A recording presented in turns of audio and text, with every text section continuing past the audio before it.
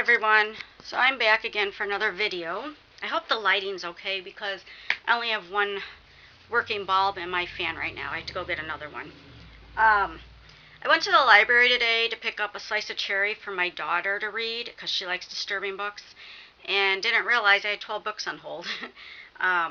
There's a thing that my library sends out called Wowberry, and it has all like the new releases and stuff, so I'm always putting books on hold, and it just seemed that all these books came in at one time. So I'm going to go ahead and show you what I got. I have been reading books on my, I got a Samsung Galaxy tablet, and I got the Kindle app, so I've been reading books on there, which I know that I had a Kindle before and I got rid of it because I just didn't like it because it wasn't the same as having books. But I got the tablet for other things, not for the reading. And since it has it, though, I thought I'd take advantage of it. And I actually am starting to like it now. It's growing on me. I just got done reading The Fallen Star by Jessica Sorensen, and I gave it 5 stars. I absolutely loved it. It was free. It's still free on Amazon. And then I got the second book, which is only 99 cents, and I finished that too. I finished them both within a day each. And they have both, try that again.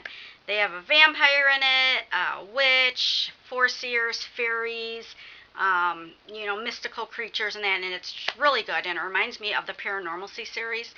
So if you, by Kirsten White, if you liked that, you should definitely check this book out. Like I said, I gave it 5 stars, absolutely loved it. So, but these are the books that I got. I got Revived by Kat Patrick.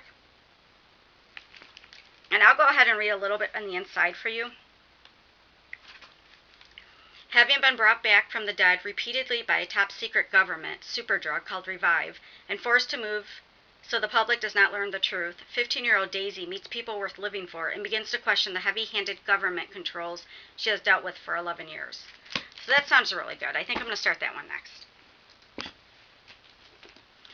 Monument 14 by Emmy Laybourne. And I love the covers on all of these books. And this even has like a map inside.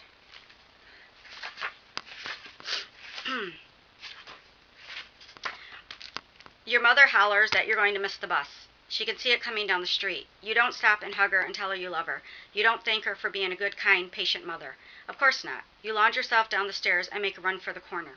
Only if it's the last time you'll ever see your mother, you sort of start to wish you'd stopped and did those things.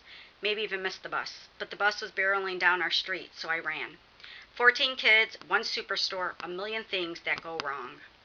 And Emmy Laybourne's action-packed debut novel, 6 high school kids, some popular, some not, 2 8th graders, 1 a tech genius, and 6 little kids trapped together in a chain superstore build a refuge for themselves inside, while outside a series of escalating disasters, beginning with a monster hailstorm and ending with a chemical weapon spill, seems to be tearing the world as they know it apart.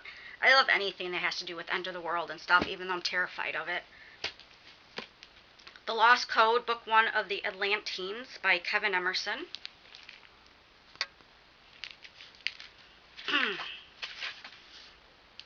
This one doesn't have a summary in it either. What is oldest will be new, what was lost shall be found. The ozone is ravaged, ocean levels have risen, and the sun is a daily enemy. But global climate change is not something new in the Earth's history. No one will know this better than less than ordinary Owen Parker, who is about to discover that he is the descendant of a highly advanced ancient race, a race that took their technology too far and almost destroyed the Earth in the process. Now it is Owen's turn to make right in his world what went wrong thousands of years ago.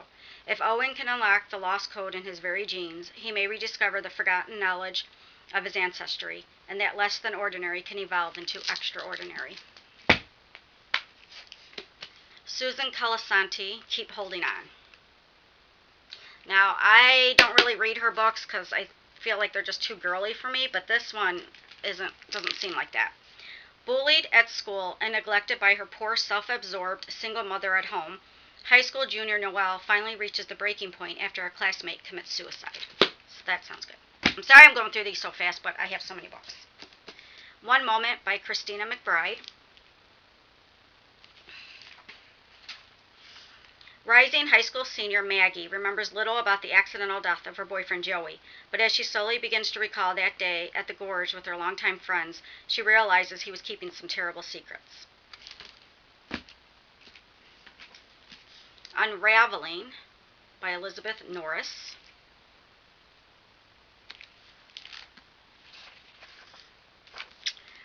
2 days before the start of her junior year, 17-year-old Janelle Tenner is hit by a pickup truck and killed. As in blinding light, scenes of her life flashing before her, and then nothing.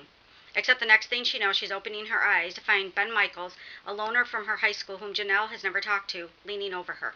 And even though it isn't possible, she knows with every fiber of her being that Ben has somehow brought her back to life.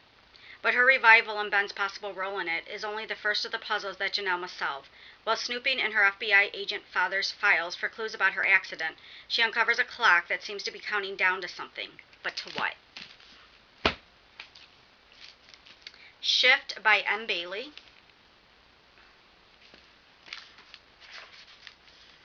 Olive, having recently suffered mental problems, is unsure whether to trust her instincts when a new student, rumored to have killed her parents, develops a parasitic relationship with Olive's former best friend, Jubilee Park High School's Queen Bee. The Unquiet by Janine Garcia.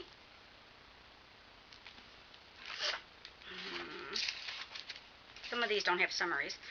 When 16-year-old Rin, who has bipolar disorder, and her mother move back to her mother's hometown in Ohio and settle in a house where the previous owner hanged herself, Rin discovers that both the town and her mother have some uncomfortable secrets in their past, and that the ghost that supposedly haunts the school seems to be out for revenge. All These Lives by Sarah Wiley. And I've been really on a reading kick lately, so hopefully I'll be able to fly through these. Convinced that she has 9 lives after cheating death twice as a child, 16-year-old Danny tries to forfeit her remaining lives in hopes of saving her twin sister Jenna, whose leukemia is consuming their family. Team Human by Justine Lerbelister, who wrote Liar, which I didn't hear good things about. I still have to read that, though. And Sarah Reese Brennan.